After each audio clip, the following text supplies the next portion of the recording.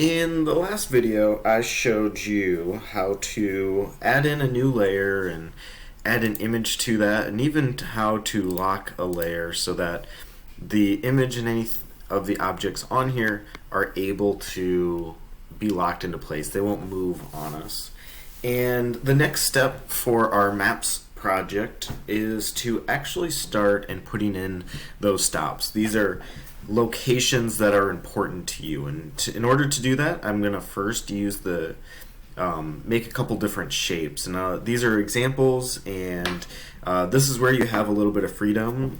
Largely it doesn't matter what your shapes look like. You want to keep them simple, you want to keep them probably geometric, but things that would be easy to see. Depending on the different system, a lot of different subway systems like this use different symbols to denote different things, or maybe that's just part of their style. So for here, I'm going to use my rectangle tool right here, and you can click on it right away, or you can right click and you can see there's a few more options. So for my rectangle tool, I'm going to create one, and I'm actually going to hold shift while I do this, and I know these are going to be relatively small, so I'll make that right there. And actually what I'm going to do is I'm going to zoom in, so I'm going to hold control and plus, and I'm able to zoom in right there because I have this object selected. If I didn't have anything selected, it would just kind of zoom in to the center of wherever my screen is. But in this case, we're going to zoom in where I have something selected. If I want to move over left and right, I can pan by holding the spacebar key and moving it back and forth. And if I want to zoom out, I can go control minus, or control 0 gets me back to this full page view. But I need to zoom in and make sure that this is actually what I want it to be. And so I have a couple different locations that I can actually make these changes. So what I'm going to do is use my select tool, and I'm going to let's see, I'm going to double check and make sure that the outline here, the stroke, is the right size. So that option is here, but it's also up here at the top. So we have that in a couple different locations. If you wanted to, you can also change the color. So if I wanted to have a different color, I have an option here. I can also look at a different palette right here, and that's where I have really any color of the rainbow. That can be fairly close to gray or close to white there, or darker until you get to black over on this side, and then we've got all sorts of different colors here. So you get to pick whatever colors you want.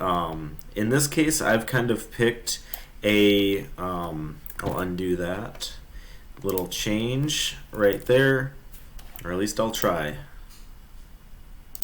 Undo that, because I kind of want this. I like this analogous color scheme right here where I have two colors that are close to each other on that color wheel.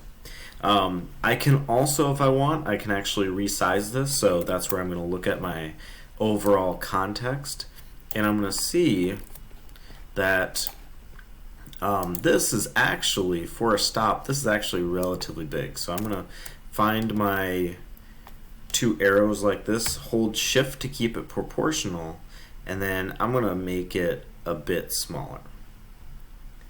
Now another thing I want to do is I actually want to make this a diamond shape. I don't want it to be a square. Instead, I'm going to rotate it 45 degrees to kind of get a diamond shape. So what I'm going to do is click on it when I have the two arrows, so it's like a curved line and two arrows.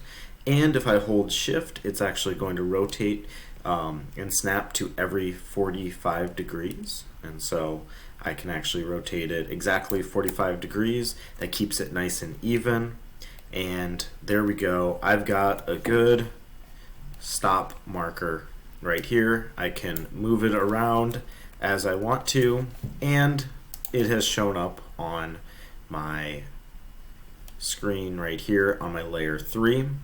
And actually, so I've got that part right there, and I can make any number of changes. This is where you get to play around with it.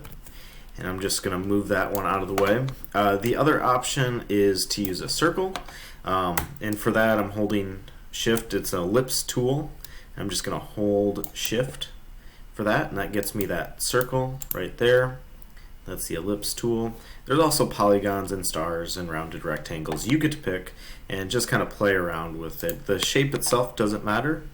I can also use my select tool and change my appearance over here in my properties panel, or else up here on this toolbar up here. Your choice. Play around, get a stop marker that is one that you like. And in the next video I'm going to show you a quick way to get a bunch of those and to lay these out.